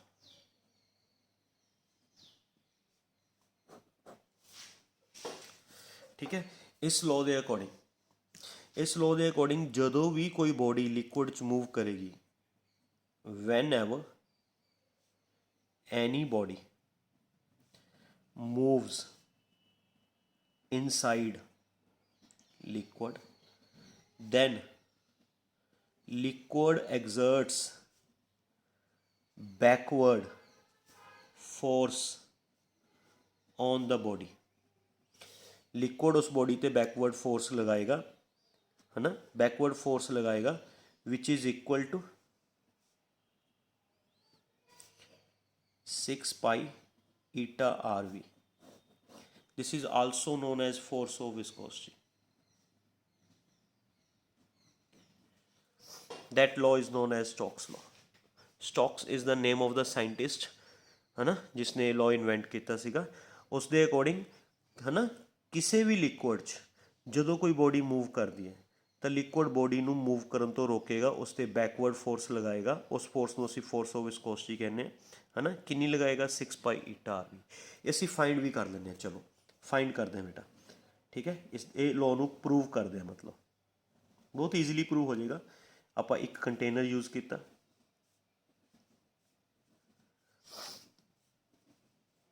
ਇਸ ਕੰਟੇਨਰ 'ਚ ਇੱਕ ਬੋਡੀ ਜਿਸ ਦਾ radius R, it is moving with velocity V. Liquid ਦਾ ਕੋਫੀਸ਼ੀਐਂਟ ਆਫ ਵਿਸਕੋਸਿਟੀ ਕਿੰਨਾ? ਈਟਾ. ਜਿਹੜਾ ਈਟਾ ਹੁੰਦਾ ਬੇਟਾ ਉਹ ਲਿਕੁਇਡ ਦਾ ਹੁੰਦਾ, ਬੋਡੀ ਦਾ ਨਹੀਂ ਹੁੰਦਾ. ਕੋਫੀਸ਼ੀਐਂਟ ਆਫ ਵਿਸਕੋਸਿਟੀ ਲਿਕੁਇਡ ਦਾ ਹੁੰਦਾ, ਬੋਡੀ ਦਾ ਨਹੀਂ ਹੁੰਦਾ. ਤਾਂ ਆਪਣੇ ਕੋਲ ਇੱਕ ਬੋਡੀ ਹੈ ਜਿਸ ਦਾ ਰੇਡੀਅਸ R ਹੈ, V ਵੈਲੋਸਿਟੀ ਨਾਲੋਂ ਮੂਵ ਕਰ ਰਹੀ ਹੈ. ਜਿਸ ਲਿਕੁਇਡ 'ਚ ਮੂਵ ਕਰ ਰਹੀ ਹੈ ਉਸ ਲਿਕੁਇਡ ਦਾ ਕੋਫੀਸ਼ੀਐਂਟ ਆਫ ਵਿਸਕੋਸਿਟੀ ਈਟਾ ਹੈ. ਸਟੋਕਸ ਲਾਅ ਦੇ ਅਕੋਰਡਿੰਗ ਜਿਹੜਾ ਇਹ ਲਿਕੁਇਡ ਹੈ ਇਹ ਬੋਡੀ ਨੂੰ ਮੂਵ ਕਰਨ ਤੋਂ ਰੋਕੇਗਾ. ਇਸ ਬੋਡੀ 'ਤੇ ਬੈਕਵਰਡ ਡਾਇਰੈਕਸ਼ਨ 'ਚ ਟੈਂਜੈਂਟ ਦੇ ਅਲੋਂਗ ਫੋਰਸ ਲਗਾਏਗਾ. ਆਪਾਂ ਨੇ ਉਹ ਫੋਰਸ ਪ੍ਰੂਵ ਕਰਨੀ ਹੈ. ਚਲੋ ਆਪਾਂ ਨੂੰ ਪਤਾ ਵੀ ਜਿਹੜੀ ਫੋਰਸ ਹੈ, ਦੈਟ ਫੋਰਸ, ਹੈ ਨਾ, ਡਿਪੈਂਡਸ ਅਪੋਨ ਈਟਾ RV. ਕਿਵੇਂ ਡਿਪੈਂਡ ਕਰਦੀ ਹੈ ਆਪਾਂ ਨੂੰ ਨਹੀਂ ਪਤਾ, ਵੀ ਪਾਵਰ 1 'ਤੇ ਡਿਪੈਂਡ ਕਰਦੀ ਹੈ, 2 'ਤੇ ਡਿਪੈਂਡ ਕਰਦੀ ਹੈ ਜਾਂ 3 'ਤੇ ਡਿਪੈਂਡ ਕਰਦੀ ਹੈ. ਫਿਲਹਾਲ ਆਪਾਂ ਇਹ ਸਟੇਟਮੈਂਟ ਭੁੱਲ ਜਾਓ. ਫਿਲਹਾਲ ਆਪਾਂ ਨੂੰ ਪਤਾ ਵੀ ਜਿਹੜੀ ਬੋਡੀ 'ਤੇ ਫੋਰਸ ਲੱਗੇਗੀ ਮੋਸ਼ਨ ਤੋਂ ਓਪੋਜ਼ਿਟ ਲੱਗੇਗੀ. ਆਹ 3 ਚੀਜ਼ਾਂ 'ਤੇ ਡਿਪੈਂਡ ਕਰ ਰਹੀ ਹੈ. ਸਪੋਜ਼ ਕਰੋ ਈਟਾ 'ਤੇ, R 'ਤੇ, V 'ਤੇ ਕਿਵੇਂ ਡਿਪੈਂਡ ਕਰ ਰਹੀ ਹੈ ਨਹੀਂ ਪਤਾ, ਹੈ ਨਾ. ਆਪਣੇ ਵੱਲੋਂ ਲੈਟ ਕਰ ਲਓ power A B C, we Ita the power A 'ਤੇ ਡਿਪੈਂਡ ਕਰਦੀ ਹੈ, R ਦੀ ਪਾਵਰ B 'ਤੇ ਡਿਪੈਂਡ ਕਰਦੀ ਹੈ, V ਦੀ ਪਾਵਰ C 'ਤੇ. ਤੁਸੀਂ ਬੇਟਾ ਇਹਨਾਂ ਨੂੰ ਅੱਗੇ ਪਿੱਛੇ ਵੀ ਲੈ ਸਕਦੇ ਹੋ, ਤੁਹਾਡੇ ਆਨਸਰ 'ਚ ਕੋਈ ਫਰਕ ਨਹੀਂ ਪਏਗਾ. ਜ਼ਰੂਰੀ ਨਹੀਂ ਵੀ ਈਟਾ ਪਹਿਲਾਂ ਲੈਣਾ, ਤੁਸੀਂ R ਵੀ ਪਹਿਲਾਂ ਲੈ ਸਕਦੇ ਹੋ, ਹੈ ਨਾ. ਈਟਾ ਐਂਡ 'ਚ ਵੀ ਲੈ ਸਕਦੇ ਹੋ, V ਵੀ ਪਹਿਲਾਂ ਲੈ ਸਕਦੇ ਹੋ, ਕੋਈ ਪ੍ਰੋਬਲਮ ਨਹੀਂ ਹੈਗੀ.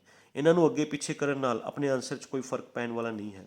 ਦੈਟ ਮੀਨਸ ਆਪਾਂ ਇਹ ਲੈਟ ਕਰ ਲਿਆ ਵੀ ਫੋਰਸ ਆਫ ਵਿਸਕੋਸਿਟੀ ਆ 3 ਫੈਕਟਰਸ 'ਤੇ ਡਿਪੈਂਡ ਕਰਦੀ ਹੈ: body the radius, body the velocity and ਇੱਕ ਲਿਕੁਇਡ ਦਾ ਕੋਫੀਸ਼ੀਐਂਟ ਆਫ ਵਿਸਕੋਸਿਟੀ. ਕਿਵੇਂ ਡਿਪੈਂਡ ਕਰਦੀ ਹੈ ਇਹ ਆਪਾਂ ਫਾਈਂਡ ਕਰ ਲੈਂਦੇ ਹਾਂ with the help of dimensional analysis. Dimensional analysis unit first ਸੀਗਾ ਬੇਟਾ, ਯੂਨਿਟ ਫਸਟ 'ਚ ਕੀਤਾ ਨਾ ਡਿਮੈਂਸ਼ਨਲ ਐਨਾਲਿਸਿਸ, ਜਿਸ 'ਚ ਅਸੀਂ ਰਿਲੇਸ਼ਨ ਡਰਾਈਵ ਕਰਦੇ ਸੀਗੇ ਬਿਟਵੀਨ ਵੇਰੀਅਸ ਕੁਆਂਟੀਟੀਜ਼. ਬਿਲਕੁਲ ਉਵੇਂ ਠੀਕ ਉਸੇ ਤਰੀਕੇ ਨਾਲ ਚੱਲਾਂਗੇ ਬੇਟਾ. ਪਹਿਲਾਂ ਪ੍ਰਪੋਰਸ਼ਨੈਲਿਟੀ ਦਾ ਸਿੰਬਲ ਹਟਾ ਕੇ ਕੌਂਸਟੈਂਟ ਲਗਾ ਲਓ, ਈਟਾ A RB VC, equation number first. ਠੀਕ ਹੈ, ਹੁਣ ਡਿਮੈਂਸ਼ਨਲ ਫਾਰਮੂਲਾਜ਼ ਪੁੱਟ ਕਰ ਦਿਓ. ਇਹਨਾਂ 'ਚ dimensional formulas. Force ਦਾ dimensional formula ਕੀ ਹੁੰਦਾ ਬੇਟਾ? mlt minus 2. ਕੌਂਸਟੈਂਟ ਆਫ ਪ੍ਰਪੋਰਸ਼ਨੈਲਿਟੀ ਦਾ ਕੋਈ ਡਿਮੈਂਸ਼ਨਲ ਫਾਰਮੂਲਾ ਨਹੀਂ ਹੁੰਦਾ। ਈਟਾ ਦਾ ਡਿਮੈਂਸ਼ਨਲ ਫਾਰਮੂਲਾ ਆਪਾਂ ਹੁਣੀ ਡਰਾਈਵ ਕਰਕੇ ਹਟੇ, m l minus 1 t minus 1, power a ਹੈ a ਲਿਖ ਲਓ। ਰੇਡੀਅਸ ਦਾ dimensional formula l, power b ਹੈ b ਲਿਖ ਲਓ। ਵੈਲੋਸਿਟੀ ਦਾ dimensional formula lt minus 1, power c ਹੈ c ਲਿਖ ਲਓ। ਹੁਣ ਪਾਵਰਸ ਨੂੰ ਅੰਦਰ ਮਲਟੀਪਲਾਈ ਕਰੋ ਪਾਵਰਸ ਨਾਲ, ਜਿਵੇਂ ਆਹ ਵਾਲੀ a ਪਾਵਰ ਹੈ, ਇਹਨੂੰ ਇਹ ਤਿੰਨਾਂ ਦੀ ਪਾਵਰ ਨਾਲ ਮਲਟੀਪਲਾਈ ਹੋ ਜਾਏਗੀ। m ਦੀ power a, l the power minus a, t the power minus a, ਆ b ਪਾਵਰ ਇਹ l ਦੀ ਪਾਵਰ ਨਾਲ ਮਲਟੀਪਲਾਈ ਹੋ ਜਾਏਗੀ। ਐਵੇਂ c ਪਾਵਰ ਇਹਨਾਂ ਦੋਨਾਂ ਪਾਵਰਸ ਨਾਲ ਮਲਟੀਪਲਾਈ ਹੋ ਜਾਏਗੀ, l ਦੀ ਪਾਵਰ c, t ਦੀ ਪਾਵਰ ਮਾਈਨਸ c। ਹੁਣ ਟਰਮਸ ਇਕੱਠੀਆਂ ਕਰੋ ਬੇਟਾ, ਰਾਈਟ ਹੈਂਡ ਸਾਈਡ ਦੀਆਂ ਟਰਮਸ ਇਕੱਠੀਆਂ ਕਰੋ, ਹੈ ਨਾ। m ਤਾਂ ਸਿੰਗਲ ਹੀ ਹੈ, ਐਜ਼ ਇਟ ਇਜ਼ ਆ ਜਾਏਗਾ m ਦੀ ਪਾਵਰ a। l ਬੇਟਾ ਤਿੰਨ ਨੇ, ਇੱਕ ਹੈਗਾ ਮਾਈਨਸ a, ਇੱਕ ਹੈਗਾ ਪਲੱਸ b, ਇੱਕ ਹੈਗਾ ਪਲੱਸ c। l ਦੀਆਂ ਤਿੰਨੇ ਟਰਮਸ ਇਕੱਠੀਆਂ ਕਰਤੀਆਂ। t ਦੀ ਪਾਵਰ ਇੱਕ ਮਾਈਨਸ a ਹੈ, ਮਾਈਨਸ c ਹੈ, ਸਾਰੀਆਂ ਟਰਮਸ ਇਕੱਠੀਆਂ ਕਰਤੀਆਂ। ਹੁਣ ਡਿਮੈਂਸ਼ਨਸ ਇਕੁਏਟ ਕਰੋ, apply principle of homogeneity. Principle of homogeneity apply ਕਰ ਦਿਓ। ਪਹਿਲਾਂ ਡਿਮੈਂਸ਼ਨਸ ਇਕੁਏਟ ਕਰੋ, ਡਿਮੈਂਸ਼ਨਸ ਆਫ m। ਇੱਧਰ m ਦੀ ਪਾਵਰ ਬੇਟਾ ਲੈਫਟ ਹੈਂਡ ਸਾਈਡ 'ਤੇ m ਦੀ ਪਾਵਰ ਕਿੰਨੀ ਆ 1, ਰਾਈਟ ਹੈਂਡ ਸਾਈਡ 'ਤੇ m ਦੀ ਪਾਵਰ ਕਿੰਨੀ ਆ a, ਤਾਂ ਇੱਥੋਂ a ਦੀ ਵੈਲਿਊ ਆ ਗਈ 1, ਠੀਕ ਹੈ। ਹੁਣ ਡਿਮੈਂਸ਼ਨਸ ਆਫ t ਇਕੁਏਟ ਕਰ ਦਿਓ। ਆਪਾਂ ਕਿਸੇ ਮਰਜ਼ੀ ਦੀਆਂ ਡਿਮੈਂਸ਼ਨਸ ਪਹਿਲਾਂ ਇਕੁਏਟ ਕਰ ਸਕਦੇ ਹਾਂ। t ਦੀ ਡਿਮੈਂਸ਼ਨ, t ਦੀ ਲੈਫਟ ਹੈਂਡ ਸਾਈਡ 'ਤੇ ਡਿਮੈਂਸ਼ਨ ਹੈ -2, ਰਾਈਟ ਹੈਂਡ ਸਾਈਡ 'ਤੇ ਕਿੰਨੀ ਹੈ -a minus c। a the value ਪੁੱਟ ਕਰ ਦਿਓ, a ਦੀ ਵੈਲਿਊ 1 ਆਈ ਹੋਈ ਹੈ। c ਉੱਧਰ ਲੈ ਜਾਓ, c ਉੱਧਰ ਲਿਆ ਕੇ ਪਲੱਸ ਹੋ ਜਾਏਗਾ, -2 ਇੱਧਰ ਲਿਆ ਕੇ ਪਲੱਸ ਹੋ ਜਾਏਗਾ, ਤਾਂ ਇੱਥੋਂ c ਦੀ ਵੈਲਿਊ 1 ਆ ਜਾਏਗੀ। ਹੁਣ ਡਿਮੈਂਸ਼ਨਸ ਆਫ l ਇਕੁਏਟ ਕਰ ਦਿਓ। ਇੱਧਰ l ਦੀ ਪਾਵਰ ਕਿੰਨੀ ਹੈ ਬੇਟਾ 1, ਇੱਧਰਲੀ ਸਾਈਡ l ਦੀ ਪਾਵਰ ਕਿੰਨੀ ਹੈ -a plus b plus c। Check ਕਰ ਲਓ, l ਦੀ ਪਾਵਰ 1 ਹੈ, ਇੱਧਰ l the power -a plus b plus c, ਹੈ ਨਾ। 1 minus a the value 1, c the value 1, ਹੈ ਨਾ। 1 ਨਾਲ 1 ਕੈਂਸਲ ਹੋ ਜਾਏਗਾ, b ਇਜ਼ ਇਕੁਅਲ ਟੂ 1 ਆ ਜਾਏਗਾ। a b c 1 ਆ ਗਏ। Put these values in first equation, put in first equation. First equation ਸੀ f is equal to k, eta ਦੀ ਪਾਵਰ 1, r ਦੀ ਪਾਵਰ 1, v ਦੀ ਪਾਵਰ 1, ਹੈ ਨਾ। ਫਰੋਮ ਐਕਸਪੈਰੀਮੈਂਟਸ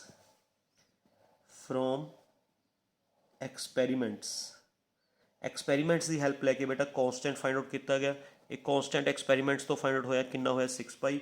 ਤਾਂ ਫੋਰਸ ਆਫ ਵਿਸਕੋਸਿਟੀ ਦਾ ਫਾਰਮੂਲਾ ਬਣ ਗਿਆ 6 ਪਾਈ ਈਟਾ rv। ਐਵੇਂ ਸਟੋਕਸ ਲॉ ਪ੍ਰੂਵ ਹੋਇਆ ਬੇਟਾ, ਠੀਕ ਹੈ। ਮਤਲਬ ਕਨਕਲੂਜ਼ਨ ਇਹ ਨਿਕਲਿਆ ਵੀ ਕੋਈ ਵੀ ਬੋਡੀ ਜਦੋਂ ਲਿਕੁਇਡ 'ਚ ਮੂਵ ਕਰੇਗੀ, ਹੈ ਨਾ, ਕੋਈ ਵੀ ਬੋਡੀ ਜਦੋਂ ਲਿਕੁਇਡ 'ਚ ਮੂਵ ਕਰੇਗੀ ਤਾਂ ਲਿਕੁਇਡ ਬੋਡੀ ਨੂੰ ਮੂਵ ਕਰਨ ਤੋਂ ਰੋਕੇਗਾ, ਅਪੋਜ਼ ਕਰੇਗਾ, ਉਸ 'ਤੇ ਫੋਰਸ ਆਫ ਵਿਸਕੋਸਿਟੀ ਲਗਾਏਗਾ। ਕਿੰਨੀ ਲਗਾਏਗਾ force of ਵਿਸਕੋਸਿਟੀ? 6 pi eta rv, ਠੀਕ ਹੈ। ਜਿੰਨਾ ਈਟਾ ਜ਼ਿਆਦਾ ਹੋਏਗਾ ਓਨੀ ਫੋਰਸ ਆਫ ਵਿਸਕੋਸਿਟੀ ਜ਼ਿਆਦਾ ਲੱਗੇਗੀ। ਜਿੰਨਾ ਬੋਡੀ ਵੱਡੀ ਹੋਏਗੀ ਓਨੀ ਫੋਰਸ ਆਫ ਵਿਸਕੋਸਿਟੀ ਜ਼ਿਆਦਾ ਲੱਗੇਗੀ। ਜਿੰਨਾ ਬੋਡੀ ਫਾਸਟ ਮੂਵ ਕਰੇਗੀ ਓਨੀ ਫੋਰਸ ਆਫ ਵਿਸਕੋਸਿਟੀ ਜ਼ਿਆਦਾ ਲੱਗੇਗੀ। ਕਲੀਅਰ? ਤਾਂ ਬੇਟਾ ਦੋਨੇ ਫਾਰਮੂਲੇ ਜਿਹੜੇ ਆਪਾਂ ਨੇ ਅੱਜ ਕੀਤੇ ਨੇ, ਇੱਕ f ਇਜ਼ ਇਕੁਅਲ ਟੂ ਕੀਤਾ ਬੇਟਾ ਈਟਾ a dv/dx, ਦੂਸਰਾ ਫਾਰਮੂਲਾ ਕੀਤਾ f is equal to 6 pi eta rb। Both are the force of viscosities. ਬਸ ਦੋਨਾਂ ਦਾ ਫਰਕ ਇਹ ਹੈ ਵੀ ਇਹ ਫਾਰਮੂਲਾ ਲੱਗਦਾ ਹੈ in between the layers of liquid, in between the layers of liquid, and ਇਹ ਫਾਰਮੂਲਾ ਲੱਗਦਾ ਹੈ ਵੀ ਲਿਕੁਇਡ ਵੱਲੋਂ ਬੋਡੀ 'ਤੇ ਜੋ ਅਪੋਜ਼ਿੰਗ ਫੋਰਸ ਲੱਗਦੀ ਹੈ, ਲਿਕੁਇਡ ਵੱਲੋਂ ਕਿਸੇ ਬੋਡੀ 'ਤੇ ਜੋ ਅਪੋਜ਼ਿੰਗ ਫੋਰਸ ਲੱਗਦੀ ਹੈ, that is 6 pi eta rv। Clear ਬੇਟਾ? ਸਮਝ ਆ ਗਿਆ ਉਰੇ ਤੱਕ? ਕੋਈ ਕਨਫਿਊਜ਼ਨ? ਠੀਕ ਹੈ, ਥੈਂਕ ਯੂ ਵੈਰੀ ਮਚ।